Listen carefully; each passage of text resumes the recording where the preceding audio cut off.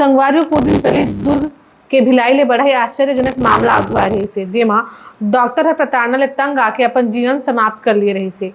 Police जांच में बात निकल के आइस के आरोपी मन एक युवती संग डॉक्टर BR राठौर के अंतरंग समय ला अश्लील वीडियो में कन्वर्ट कर ले रही थी। एक बाद में ओला वायरल करे के धमकी घलो देते ही। अब ये मामला में 9 आरोपी मन ला पुलिस गिरफ्तार कर लिए है। ये पूरा मामला छावनी थाना क्षेत्र के आए। ये मामला में आरोपी मन गांव में सामाजिक बैठक घलो बुला रही थी और मामला ला दबाए बर डॉक्टर ले 5 लाख रुपया के मांग करत रही से और संगे मुकर बहुत बेइज्जती घलो करे गई से। एक साथ ही समय समय में ओला फोन करके प्रताड़ित करे जात रही से। एक सबसे परेशान होकर डॉक्टर 18 मई 2025 के फांसी लगा के आत्महत्या कर ले रही से।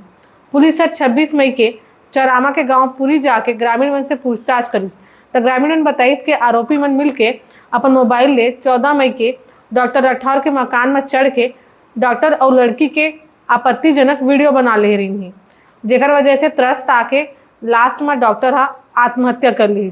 तो संगवारी हो एक खबर के बारे में आप मन के का राय है, कमेंट सेक्शन में जरूर बताओ। ऐसा खबर जुड़े हमारे चैनल ठिया छत्तीसगढ़ के संग।